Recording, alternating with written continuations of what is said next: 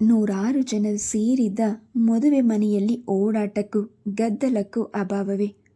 ಅಂತಹ ಗುಂಪಿನಲ್ಲಿ ಎದ್ದು ಕಾಣುತ್ತಿದ್ಲು ವಸಂತ. ಅವಳದೇ ಓಡಾಟ, ಮಾತುಕತೆ, ಕೆಲಸ, ನಗು ಎಲ್ಲದರಲ್ಲೂ ಅವಳೇ ಮುಂದು. ತಟ್ಟೆ ಬಟ್ಟಲು ಹಿಡಿದು ಓಡಾಡುತ್ತಿದ್ದ ವಸಂತ ಮರುಕ್ಷಣದಲ್ಲೇ ದೇವರಿಗೆ ನಮಸ್ಕರಿಸಲು ಬಂದ ವಧುವರರನ್ನು ಅಡ್ಡಗಟ್ಟಿ ಹೆಸರು ಹೇಳಿಸಲು ಮುಂದಾಗುತ್ತಿದ್ಲು.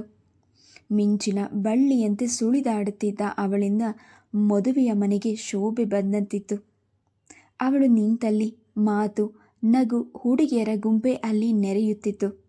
ಅವರನ್ನು ಅನುಸರಿಸಿ ಚಿಕ್ಕ ಹುಡುಗರು ತಿಂಡಿ ತಿನ್ನೋದ್ರಲ್ಲಿ ಮಗ್ನರಾಗಿದ್ದರೆ, ಪ್ರಾಯದ ತರುಣರು ಊಟ, ತಿಂಡಿ, ನೋಟ ಎಲ್ಲವನ್ನು ಮರೆತು ವಸಂತ ಇದ್ದ ಕಡೆ ನುಸುಳಿ ಅವಳ ಗಮನ ಸೆಳೆಯಲು ಪ್ರಯತ್ನಿಸುತ್ತಿದ್ದರು. ನನ್ನ ನಾದಿನಿ ಬಲು ಚುರುಕಾದ ಹುಡುಗಿ, ಹೆಣ್ಣು ಮಕ್ಕಳು ಹಾಗಿರಬೇಕು. ಮದುವೆಯ ಹುಡುಗಿಯ ತಾಯಿ ತಮ್ಮ ಹಿರಿಯ ಮಗಳ ಕೈಯಲ್ಲಿ ಹೇಳ್ತಿದ್ರು. ಹೌದಮ್ಮ, ಮನೆಯಲ್ಲೂ ಅಷ್ಟೇ, ಒಂದು ನಿಮಿಷ ಒಂದು ಕಡೆ ಕೂರೋದಿಲ್ಲ. ಅವಳನ್ನು ಹೊರಡಿಸಬೇಕಾದರೆ ಸಾಕಾಯಿತು. ಮಾವನವರು ಬರಲು ಅನುಮಾನಿಸಿದ್ರು. ಅವರ ಜೊತೆಗೆ ಇವಳು ನಿಂತುಬಿಟ್ಟಿದ್ಲು. ವಿಮಲಾ ತಾಯಿಗೆ ಹೇಳಿದ್ಲು. ಗಿರೀಶನನ್ನು ನೋಡಿದ್ಯಾ? ತಾಯಿ ಕಣ್ಣು ಮಿಟಿಕ್ಸಿ ಕೇಳಿದ್ರು. ನೋಡದೆ ಏನು, ಬಂದ ದಿವಸದಿಂದ ನೋಡ್ತಾನೆ ಇದ್ದೀನಿ. ಅವಳ ಹಿಂದೆ ಮುಂದೆ ಅಲಿತಿದ್ದಾನೆ. ಮೊದಲೇ ಶಿಸ್ತುಗಾರ ಪುಟ್ಟಸ್ವಾಮಿ ಅವನು. ಈಗಂತೂ ಹೇಳೋ ಹಾಗೆ ಇಲ್ಲ. ದಿನಕ್ಕೆ 10 ಸಲ ಬಟ್ಟೆ ಬದಲಾಯಿಸ್ಕೊಂಡು ಒಂದು ಹೊರೆ ಪೌಡರ್ ಮೆತ್ಕೊಂಡು ಹೆಂಗಸರಿಗಿಂತ ಹೆಚ್ಚು ಶಿಸ್ತು ಮಾಡಿಕೊಂಡಿದ್ದಾನೆ. ವಿಮಲನ ಮಾತು ಅಲ್ಲಿಗೆ ನಿಂತಿತು. ಮದುವೆ ಮನೆಯಲ್ಲಿ ಒಂದೇ ಕಡೆ ಕುಳಿತು ಮಾತನಾಡಲು ಹೊತ್ತೆಲ್ಲಿ. ಮತ್ತೆ ಯಾರೋ ಕೂಗಿದರೆಂದು ತಾಯಿ ಮಾತನ್ನು ಅಲ್ಲಿಗೆ ನಿಲ್ಲಿಸಿ ಬಂದೆ ಎನ್ನುತ್ತಾ ಒಳ ನಡೆದರು. ವಿಮಲಾ ತಾವು ಮದುವೆಗೆಂದು ಹೊರಟ ದಿವಸ ನಡೆದ ಮಾತುಗಳನ್ನು ನೆನೆಸ್ಕೊಂಡ್ಳು. ನಿನ್ನ ತಂಗಿಯ ಮದುವೆ, ನೀನು ಹೋಗಬೇಕಾದದ್ದು ನ್ಯಾಯ. ಮಹೇಶನಂತೂ ಬಂದೇ ಬರ್ತಾನೆ. 1 ವಾರ ರಜೆಗೆ ಬರೆದಿದ್ದೇನೆ ಎಂದ. ಸುಬ್ಬಣ್ಣ ಹೇಳಿದ್ರು. ಅವರೇನೋ ಬರ್ತಾರೆ, ಆದರೆ ದೊಡ್ಡವರು ನೀವು ಬಂದರೆ ಚೆನ್ನ. ಅಮ್ಮನು ಅದೇ ಹೇಳಿ ಕಳಿಸಿದ್ದಾಳೆ. ನಿಜ, ಅವ್ರು ಕರೆದಿದ್ದಾರೆ, ಬರಬೇಕಾದದ್ದು ಸರಿಯೇ. ನನ್ನ ದೇಹ ಸ್ಥಿತಿ ಸೂಕ್ಷ್ಮ ನಿನಗೆ ಗೊತ್ತಮ್ಮ. ಏನಾದರೂ ಹೆಚ್ಚು ಕಡಿಮೆ ಆದರೆ ನನಗೂ ಕಷ್ಟ. ಇದುವರೆಗೂ ತೊಂದರೆ ನಾನೇ ಇರ್ತೀನಲ್ಲ, ನಿಮಗೆ ತೊಂದರೆಯಾಗದಂತೆ ನೋಡ್ಕೊಳ್ತೀನಿ. ಇಲ್ಲೂ ನೀನೇ ನೋಡ್ಕೊಳ್ಳೋಳು, ಅಲ್ಲೂ ನೀನೇ. ಅದೇನೋ ಸರಿ ಆಯಿತು. ಮನೆಯಲ್ಲಂತೂ ಈ ಕೆಲಸ ತಪ್ಪಿದ್ದಲ್ಲ. ಒಂದು ಮದುವೆ ಮುಂಜಿ ಅಂತ ಹೊರಗೆ ಹೋದಾಗಲಾದರೂ ಹಾಯಾಗಿ 4 ದಿನ ಯಾವ ಯೋಚನೆಯೂ ಇಲ್ಲದೆ ಇರಬಾರ್ದೆ? ಹಾಯಾಗಿಲ್ಲದೆ ನನಗೇನು? ನಾನು ಅದನ್ನು ಎಂದೂ ತೊಂದರೆ ಎಂದು ಭಾವಿಸಿಲ್ಲ. ನೀವು ಬಾರದಿದ್ದರೆ ವಸಂತನು ಬರೋಕ್ಕೆ ಒಪ್ಪಲ್ಲ. ನಾವು ಯಾರು ಬಾರದೆ ಇದ್ದರೂ ಮದುವೆ ನಿಲ್ಲದು. ವಸಂತ ನಡುವೆ ಬಾಯಿ ಹಾಕಿದ್ಲು. ಯಾರು ಇಲ್ಲವೆಂದರೂ ನಾನು ಹೋಗದಿದ್ರೂ ಮದುವೆ ನಿಲ್ಲಲ್ಲ. ವಿಮಲಾ ಉತ್ತರ ಕೊಟ್ಲು. ಮಹೇಶ್ ಮನೆಗೆ ಬರಲಿ, ನೋಡೋಣ. ಸುಬ್ಬಣ್ಣ ಮಾತಿಗೆ ಮುಕ್ತಾಯ ಹಾಕಿದ್ರು. ಮಹೇಶ್ ಮನೆಗೆ ಬಂದ ಮೇಲೆ ಮತ್ತೊಮ್ಮೆ ಚರ್ಚೆಯಾಗಿ ಎಲ್ಲರೂ ಹೊರಟು ಬಂದಿದ್ರು. ವಿಮಲಕ್ಕ, ನಮ್ಮ ಮನೆಯೆಲ್ಲ ಹೊರಡಿಸ್ಬಿಟ್ಟು ನೀವೇ ಹಿಂದೆ ನಿಂತರೆ ಹೇಗೆ? ಹುಡುಗಿಯೊಬ್ಬಳು ಓಡಿ ಬಂದು ಕನಸು ಕಾಣುವಂತೆ ನಿಂತಿದ್ದ ವಿಮಲಾಳನ್ನು ಎಚ್ಚರಿಸಿದ್ಲು. ಓ, ಎಲ್ಲ ಹೊರಟ್ರೇನೋ? ಬರ್ತೀನಿ ನಡಿ. ಮದುವೆಗೆಂದು ಬಂದಿದ್ದ ಕೆಲವರು ನೆಂಟರು, ಬೀಗರ ಕಡೆಯವರು ಎಲ್ಲ ಸೇರಿಕೊಂಡು ಹತ್ತಿರವಿದ್ದ ದೇವಸ್ಥಾನಕ್ಕೆ ಹೊರಟಿದ್ರು. ಪ್ರಸನ್ನ ವೆಂಕಟರಮಣ ಸ್ವಾಮಿಯ ಗುಡಿ ಆ ಸುತ್ತಲಿನಲ್ಲೆಲ್ಲ ಬಹಳ ಪ್ರಸಿದ್ಧಿಯಾಗಿತ್ತು. ವರ್ಷಕ್ಕೆ ಒಮ್ಮೆ ನಡೆಯುವ ಜಾತ್ರೆಯಲ್ಲಿ ಸಾವಿರಾರು ಜನರು ಸೇರುತ್ತಿದ್ದರು. ಸಾಧಾರಣ ದಿನಗಳಲ್ಲೂ ಬರುವ ಭಕ್ತರಿಗೇನೂ ಅಭಾವವಿರಲಿಲ್ಲ. ವಸಂತ ಎಲ್ಲಿ? ಮುಂದೆ ಹೋದ್ಲೆ? ವಿಮಲಾ ಹೊರಗೆ ಬರುತ್ತಾ ವಿಚಾರಿಸಿದ್ಲು. ಅವಳಿಲ್ಲಿ ಬಂದಿಲ್ಲ, ಒಳಗೆ ಇರಬಹುದು. ವಿಮಲಾಳನ್ನು ಕರೆಯಲು ಬಂದಿದ್ದ ಹುಡುಗಿ ಹೇಳಿದ್ಲು. ವಿಮಲಾ ಮತ್ತೆ ಒಳಗೆ ನುಗ್ಗಿದ್ಲು. ವಸಂತ ಎಂದು ಕೂಗುತ್ತಾ ಮನೆಯೆಲ್ಲ ಹುಡುಕಾಡಿದ್ಲು. ವಸಂತ ಎಲ್ಲಿದ್ಯಮ್ಮ? ಮತ್ತೆ ಮತ್ತೆ ಕರೆದ್ಲು. ಇನ್ನು ವಸಂತಾಳಿಂದ ಸುಮ್ಮನಿರಲಾಗಲಿಲ್ಲ. ಕಣ್ಣು ಒರೆಸಿಕೊಳ್ಳುತ್ತಾ ಹೊರಗೆ ಬಂದು, ಇಲ್ಲಿದ್ದೀನಿ ಅತ್ತಿಗೆ ಎಂದ್ಲು. ಯಾಕಮ್ಮ ವಸಂತ, ಏನಾಯಿತು? ನೀನು ಗುಡಿಗೆ ಬರಲಿಲ್ವೇ? ಏನಾಯಿತು ಹೇಳು. ವಿಮಲಾಳಿಗೆ ಗಾಬರಿ. ಉಂಗುರ, ನನ್ನ ಉಂಗುರ. ವಸಂತ ಬಿಕ್ಕಿದ್ಲು. ಉಂಗುರವೇ? ಎಲ್ಲಿದೆ? ಗೊತ್ತಿಲ್ಲ, ಎಲ್ಲೋ ಕಳೆದು ಹೋಗಿದೆ. ಹಾಗಂದ್ರೇನು? ಕಳೆದೋದುದು ಯಾವಾಗ? ಬೆಳಗ್ಗೆ ನನ್ನ ಕೈಯಲ್ಲೇ ಇತ್ತು. ಅಂದರೆ ಬೆಳಗ್ಗೆ ಇದ್ದಿದ್ದು ಈಗ ಹೋಗೋದು ಹೇಗೆ? ವಿಮಲ ಸ್ವಲ್ಪ ಹೆದರಿಕೆಯಿಂದಲೇ ಕೇಳಿದ್ಲು. ಅವಳಿಗೆ ಈ ಉಂಗುರದ ವಿಷಯ ಚೆನ್ನಾಗಿ ಗೊತ್ತು. ವಜ್ರದ ಉಂಗುರ, ಅವಳ ಅತ್ತೆಯದು. ಅದನ್ನು ಈ ಹುಡುಗಿ ಯಾಕಾದರೂ ಈ ಗಲಾಟೆಯಲ್ಲಿ ತಂದ್ಲೋ? ತನ್ನ ತವರು ಮನೆಗೆ ಬಂದು ಅಲ್ಲಿ ಒಡವೆ ಕಳೆದು ಹೋದರೆ ಎಂದಿಗೂ ಮಾಸದ ಕೆಟ್ಟ ಹೆಸರು ಬರೋದು ಸಿದ್ಧ. ಈಗ ಸ್ವಲ್ಪ ಮುಂಚೆ ತಲೆ ಬಾಚಿಕೊಳ್ಳಲು ಎಣ್ಣೆ ಹಚ್ಕೊಳ್ಳುವಾಗ ಅದನ್ನು ಬೆರಳಿನಿಂದ ತೆಗೆದು ಪೆಟ್ಟಿಗೆಯ ಮೇಲೆ ಇಟ್ಟೆ. ಯಾರೋ ಕೂಗಿದರು. ಜಡೆ ಎಣೆದುಕೊಳ್ಳುತ್ತಲೇ ಹೊರಗೆ ಹೋದೆ. ಅಲ್ಲೇ ಏನೋ ಮಾತಾಡುತ್ತಾ ನಿಂತುಬಿಟ್ಟೆ. ಈಗ ಬಂದು ನೋಡಿದ್ರೆ ಅಲ್ಲಿಲ್ಲ. ಇಷ್ಟು ಬೇಗ ಎಲ್ಲಿ ಹೋಗುತ್ತೆ ಹೇಳು? ಅಲ್ಲೇ ಎಲ್ಲಾದರೂ ಬಿದ್ದಿರಬೇಕು. ನೋಡೋಣ ನಡೆ. ನಾನು ಅಲ್ಲಿ ಒಂದು ಅಗುಲ ಜಾಗವನ್ನು ಬಿಡದಂತೆ ಶೋಧಿಸಿಬಿಟ್ಟಿದ್ದೀನಿ. ನೀವು ಕೂಗಿದಾಗ ಅದೇ ಕೆಲಸ ಮಾಡ್ತಿದ್ದೆ. ಪೆಟ್ಟಿಗೆಯನ್ನೆಲ್ಲ ಎಳೆದು ಅದರ ಸಂದಿನಲ್ಲೆಲ್ಲ ಹುಡುಕಿದೆ. ನಿನ್ನ ಪೆಟ್ಟಿಗೆ ಒಳಗೇನಾದರೂ ಇಟ್ಟಿದ್ದೀಯಾ? ನೀನು ಹಾಗೆಲ್ಲ ಉದಾಸೀನ ಮಾಡೋಳಲ್ಲ. ಒಳಗೂ ನೋಡಿದೆ. ಒಂದೊಂದು ಬಟ್ಟೆಯನ್ನು ಎತ್ತಿ ಕೊಡವಿ ನೋಡಿದೆ. ವಜ್ರದ ಹರಳಿನಲ್ಲಿ ಎಣ್ಣೆ ಕೂರುತ್ತದೆ ಎಂದು ಪ್ರತಿ ಸಲ ಎಣ್ಣೆ ಹಚ್ಕೊಳ್ಳುವಾಗಲೂ ತೆಗಿಬೇಕು. ಇಲ್ಲದಿದ್ದರೆ ಅದನ್ನು ಕೈಯಿಂದ ಕಳಚುವ ಪ್ರಸಂಗವೇ ಬರ್ತಿರಲಿಲ್ಲ. ಅತ್ತಿಗೆ ನಾದಿನಿ ಜೊತೆಯಾಗಿ ಮತ್ತೊಮ್ಮೆ ಅಲ್ಲೆಲ್ಲ ಹುಡುಕಿದರೂ ನಿರಾಸೆಯಿಂದ ಒಬ್ಬರನ್ನೊಬ್ಬರು ದಿಟ್ಟಿಸಿದ್ರು. ನಾನು ಹೇಳಲಿಲ್ವೇ ಅತ್ತಿಗೆ? ಆಗಲೇ ಇಲ್ಲೆಲ್ಲ ನೋಡಿದೆ. ಯಾರೋ ಕದ್ದಿರಬೇಕು ಅಥವಾ ಮುಚ್ಚಿಟ್ಟಿರಬೇಕು. ವಸಂತ ಕಸಿವಿಸಿಯಿಂದ ನೋಡಿದ್ಲು. ವಿಮಲಕ್ಕ, ನೀವು ಬರ್ತಿರೋ ಇಲ್ವೋ? ಹುಡುಗಿ ಮತ್ತೊಮ್ಮೆ ಬೀದಿಯಿಂದಲೇ ಜೋರಾಗಿ ಕೂಗಿ ಹೇಳಿದ್ಲು. ಅವರೆಲ್ಲ ಮುಂದೆ ಹೋಗಿದ್ದಾರೆ. ಹೋಗಲಿ, ನಾವು ಹೋಗೋಣ. ನೀನು ನಡೆ, ನಾವು ಬಂದ್ವಿ. ವಿಮಲ ಹುಡುಗಿಗೆ ಹೇಳಿದ್ಲು. ನಾದಿನಿಗೆ, ಹೋಗೋಣ ನಡಿ ವಸಂತ.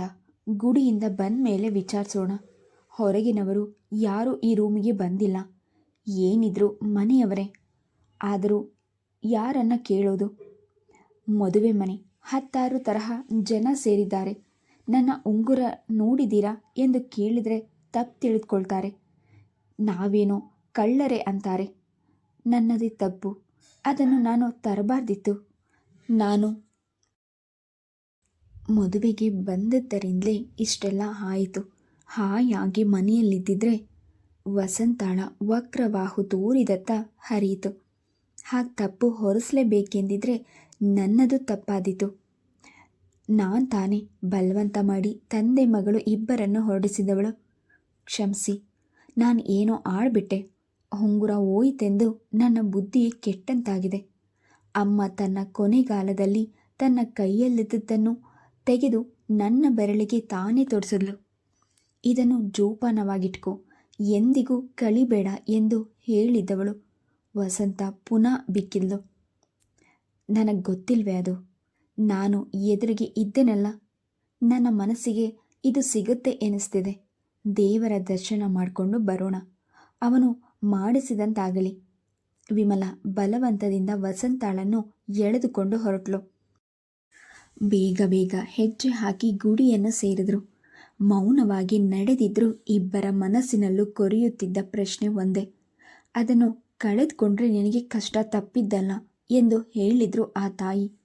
ಆ ಮಾತು ಇಬ್ಬರಿಗೂ ಪುನಃ ಪುನಃ ನೆನಪಿಗೆ ಬಂದರೂ ಯಾರೂ ಅದನ್ನು ಆಡಿ ತೋರಿಸಲಿಲ್ಲ.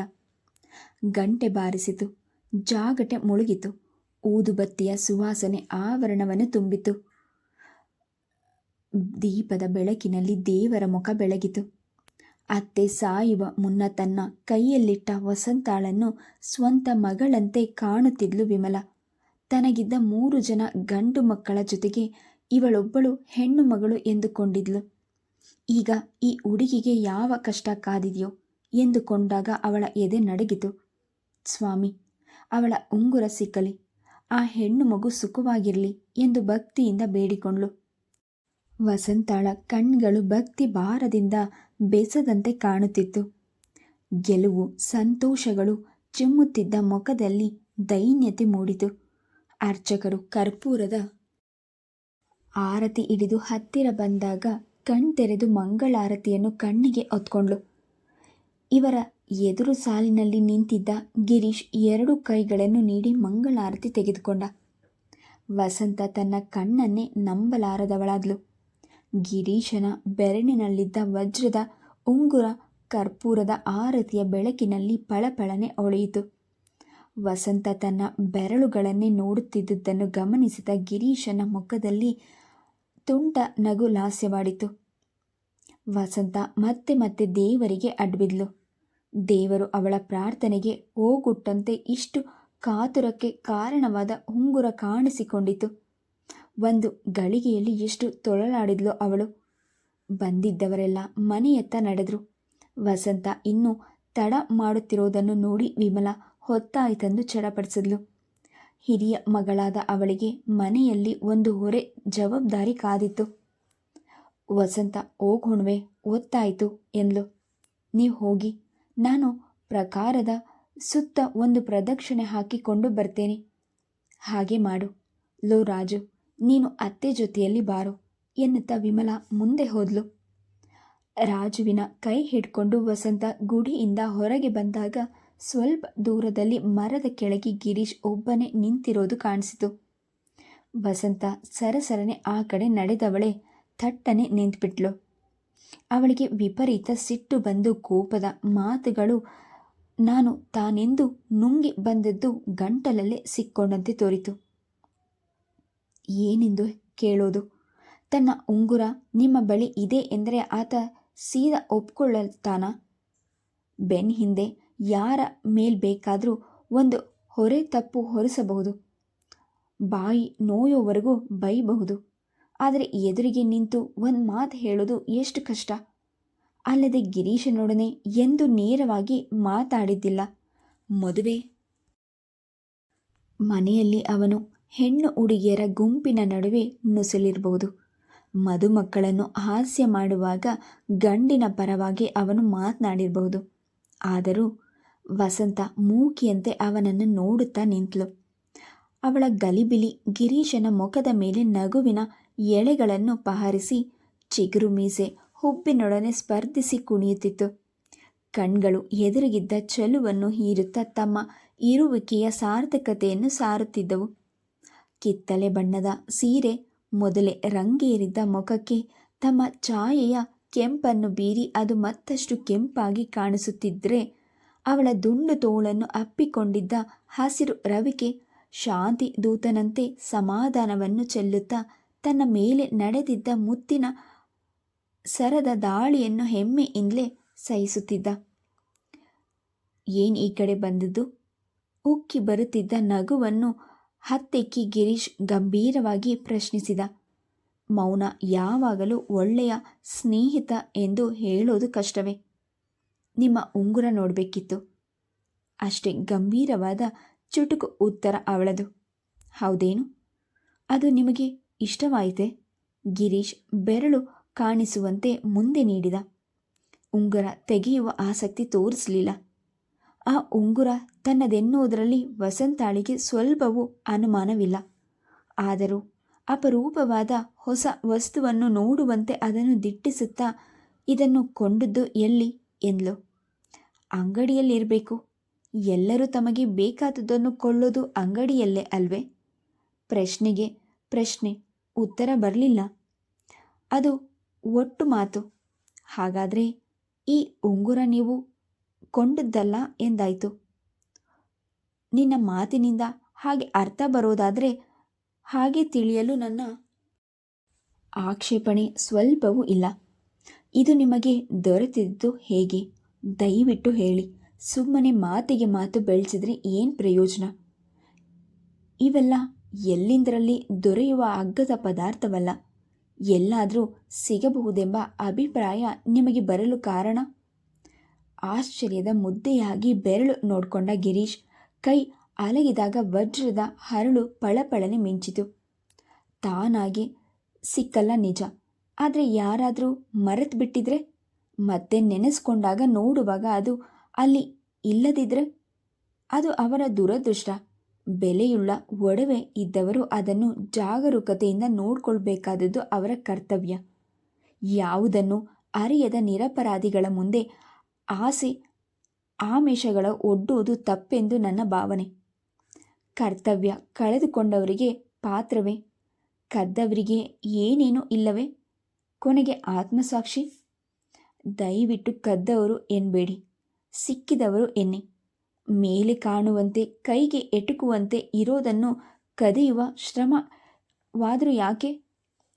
ಹಾಗೇ ಆಗಲಿ, ಸಿಕ್ಕಿದವರು ಎಂದೇ ಕರೆಯೋಣ. ಅವರು ತಕ್ಷಣ ಪದಾರ್ಥಗಳನ್ನು ಅದರ ಮಾಲೀಕರಿಗೆ ಒಪ್ಪಿಸಬೇಡವೇ? ಯಾರು ಇಲ್ಲ ಅಂದವರು? ಸರಿಯಾದ ಮಾಲೀಕರು ಯಾರೆಂದು ರುಜುವಾತಾದರೆ ಕೊಡ್ಬೋದು. ಒಂದು ಒಳ್ಳೆಯ ಒಡವೆ ಕಂಡ್ರೆ 10 ಜನ ನನ್ನದು ಅಂತ ಹೇಳ್ಬೋದು. ಕೇಳಿದವರಿಗೆಲ್ಲ ಕೊಡೋದಕ್ಕಿಂತ ಪೊಲೀಸ್ ಸ್ಟೇಷನ್ಗೆ ಒಪ್ಪಿಸ್ಬಿಟ್ರೆ ಕೆಲಸ ತೀರ್ತು. ವಾರಸ್ದಾರರು ಸರಿಯಾದ ಸಾಕ್ಷಿ ಪುರಾವೆ ತಗೊಂಡು ಹೋಗ್ತಾರೆ. ಇಷ್ಟಕ್ಕೂ ಈಗ್ಯಾಕೆ ಈ ಮಾತು? ನಿಮ್ಮದೇನಾದರೂ ಕಳೆದು ಹೋಗಿದೆಯಾ? ನನ್ನ ಉಂಗುರ ಕಾಣೆಯಾಗಿದೆ. ವಜ್ರದ ಉಂಗುರ. ಹೀಗೆ ಇತ್ತು. ಇದೇ ಇರಬಹುದೆಂದು ನನಗೆ ಅನ್ನಿಸ್ತಾ ಇದೆ. ನಿಮ್ಮ ಕೈಗೆ ಅದು ಸಿಕ್ಕಿದ್ರೆ ದಯವಿಟ್ಟು ಕೊಟ್ಬಿಡಿ. ನನ್ನ ಪಾಲಿಗೆ ಆ ಉಂಗುರ ಬಹಳ ಒಳ್ಳೆಯ ಬೆಲೆ ಉಳ್ಳದ್ದು. ನಮ್ಮ ತಾಯಿ. ಗಂಟಲು ಬಿಗಿದು ಮಾತು ಹೊರಡದಂತಾಯಿತು ಅವಳಿಗೆ. ಎಲ್ಲಿಟ್ಟಿದ್ರಿ ಅದನ್ನು?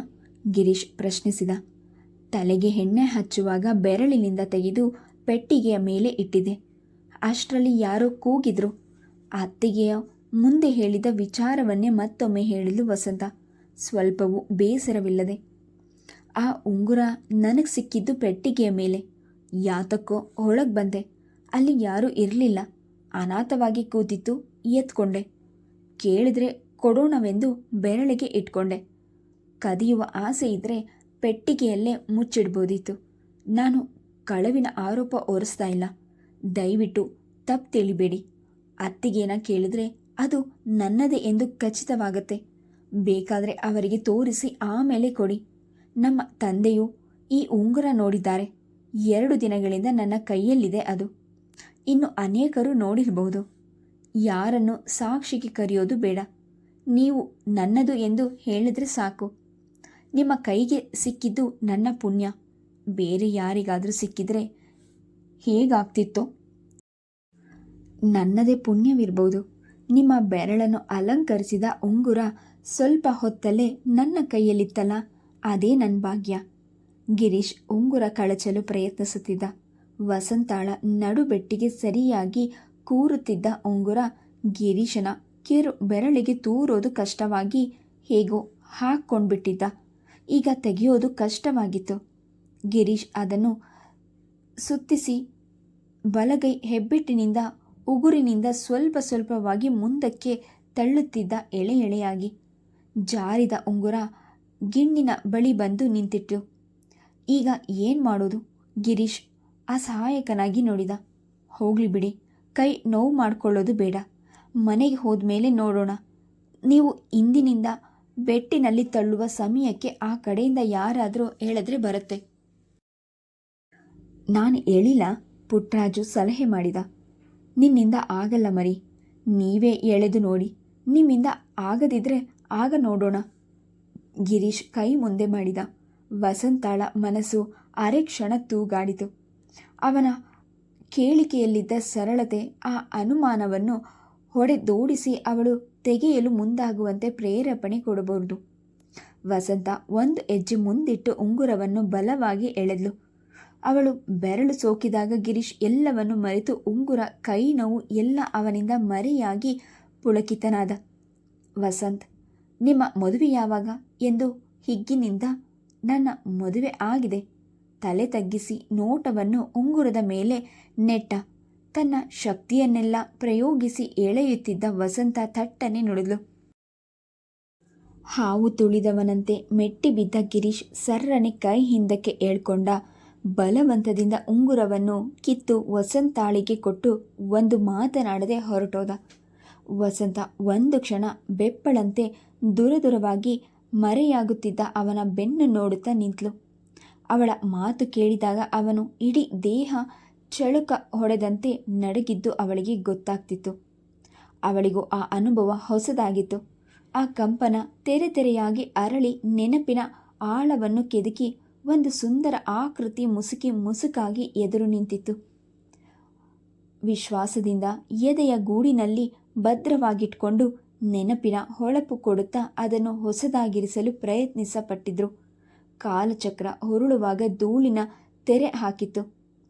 ಎಂತಹ ಚೆಲುವು ಆತ, ದೃಢವಾದ ಆಳು, ಎಂತಹ ಒತ್ತಿನಲ್ಲೂ ಎಲ್ಲಿ ಆಶ್ರಯ ಸಿಗ್ಬೋದು ಎಂದು ಭರವಸೆ ನೀಡುವಂತಹ ಹಗುರವಾದ ಎದೆ, ಕೆಂಪಗಿ ರಕ್ತ ಚುಮ್ಮುತ್ತಿದ್ದ ಮುಖ, ನೀಲಿವಾದ ಕೈ ಕಾಲು, ತೀರಾ ಹೊಸದಂತೆ ದಪ್ಪದಾಗಿ ಕಾಣುತ್ತಿದ್ದ ಹುಬ್ಗಳು. ತೀಕ್ಷ್ಣವಾದ ನೋಟ ದಿಟ್ಟಿಸಿ ನೋಡೋದೇ ಸಾಧ್ಯವಾಗಿರಲಿಲ್ಲ ಅವಳಿಗೆ. ಶಿವಸ್ವಾಮಿ ಎನ್ನುವ ಹೆಸರು ನಿನ್ನ ಗಂಡನಿಗೆ ಸ್ವಲ್ಪವೂ ಒಪ್ಪಲ್ಲ. ಅದರ ಬದಲು ಶಿವ ಸುಟ್ಟು ಹಾಕಿದ್ನಲ್ಲ, ಹಣೆಗಣ್ಣಿನಿಂದ ಅವನ ಹೆಸರಾದರೂ ಇಟ್ಟಿದ್ರೆ ಚೆನ್ನಾಗಿತ್ತು. ಒಳ್ಳೆ ಮನ್ಮಥನ ಹಾಗಿದ್ದಾನೆ ಎಂದು ಬಂಧುಗಳಿಗೆಲ್ಲ ಹೊಗಳಿದಾಗ ಹೆಮ್ಮೆಯಿಂದ ಹುಬ್ ಏರಲಿಲ್ಲ ಅವಳು. ಅತ್ತೆ, ಮನೆಗೆ ಹೋಗೋಣ. ಎಲ್ಲ ಹೋದ್ರು. ರಾಜು ಕೂಗಿದಾಗ ಕನಸಿನಿಂದ ಎಚ್ಚರಗೊಂಡಂತೆ ವಸಂತ ರಾಜುವನೊಮ್ಮೆ ನೋಡಿ ಅಂಗೈಯಲ್ಲಿದ್ದ ಉಂಗುರವನ್ನು ಬೆರಳಿಗೆ ಹಾಕ್ಕೊಂಡು ಹೋಗೋಣ ನಡಿ ಎನ್ನುತ್ತಾ ಹೊರಟ್ಲು. ವಿಮಲಕ್ಕ, ನನ್ನ ಉಂಗುರ ಸಿಕ್ತು. ವಸಂತ ಅತ್ತಿಗೆಯ ಹತ್ತಿರ ಹೇಳಿದಾಗ ವಿಮಲ ಸಂತೋಷದಿಂದ, ಸದ್ಯ ಸಿಕ್ತಲ್ಲ ಬಿಡು, ನಿನಗೆ ಧೈರ್ಯ ಹೇಳಿದ್ರು ನನಗೆ ಆತಂಕವಾಗಿತ್ತು. ಎಲ್ಲಿ ಸಿಕ್ತು ಎಂದ್ಲು. ಗಿರೀಶನಿಗೆ ಸಿಕ್ತಂತೆ, ಅವರು ಕೊಟ್ಟರು. ಉಂಗುರ ಸಿಕ್ಕಿದ್ರು ಈ ಹುಡುಗಿ ಪೆಚ್ಚಾಗೆ ಇದ್ದಾಳಲ್ಲ, ನ್ಯಾಯವಾಗಿ ಹಿಗ್ಗಿನಿಂದ ಓಡಿ ಬಂದು ಸುದ್ದಿ ಹೇಳಬೇಕು. ಅಲ್ಲದೆ ಅತ್ತಿಗೆ ಎನ್ನುತ್ತಿದ್ದವಳು ಮೊದಲ ಬಾರಿಗೆ ವಿಮಲಕ್ಕ ಎಂದು ಕರೆದ್ಲಲ್ಲ. ವಿಮಲ ವಸಂತಾಳ ಮುಖವನ್ನು ನೋಡಿದ್ಲು. ಕಾರಣ ಹುಡುಕುವಷ್ಟು ವ್ಯವಧಾನ ಆಗ ಇರಲಿಲ್ಲ. ನಿಧಾನವಾಗಿ ವಿಚಾರಿಸೋಣ ಎಂದ್ಕೊಂಡ್ಲು. ಕೆಲಸ ಅವಳನ್ನು ಕೈ ಬೀಸಿ ಕರೆಯುತ್ತಿತ್ತು. ಮದುವೆಯ ಮಂಗಳ ಕಾರ್ಯ ಮುಗಿಯಿತು. ಮತ್ತೆ ವಸಂತಾಳ ನಗುಮುಖ, ಗೆಲುವಿನ ಓಡಾಟ ಅಲ್ಲಿ ಕಾಣಿಸ್ಲಿಲ್ಲ. ಗಿರೀಶನು ಪುನಃ ಮದುವೆ ಮನೆಯಲ್ಲಿ ಕಾಣಿಸ್ಲಿಲ್ಲ. ಅದನ್ನು ಗಮನಿಸಿದವರು ಆ ವಿಚಾರ ಮತ್ತೆ ಕೇಳಲಿಲ್ಲ. ಬೀಗರನ್ನು ಕಳಿಸ್ಕೊಟ್ಟ ಮೇಲೆ ಬಂದಿದ್ದ ಬಂಧುಗಳು ಒಬ್ಬೊಬ್ಬರಾಗಿ ಹೊರಟರು. ಸುಬ್ಬಣ್ಣ ಅದೇ ಸಂಜೆ ಹೊರಟು ನಿಂತರು. ಅವರಿಗೆ ಮನೆಯ ಯೋಚನೆ. ಮನೆ ಬೀಗ ಹಾಕೊಂಡು ಹೆಚ್ಚು ದಿನ ನಿಲ್ಲೋದು ಸರಿಯಲ್ಲ. ಅಲ್ಲದೆ ಮಹೇಶನಿಗೂ ರಜವಿಲ್ಲ. ಇವರು ಮನೆಗೆ ಹೋದಾಗ ಜಾಲರಿಯಲ್ಲಿ ತೂರಿ ಎಸೆದಿದ್ದ ಕೆಲವು ಕಾಗದಗಳು ಬಿದ್ದಿದ್ದವು. Please subscribe the channel, like and share. Thank you.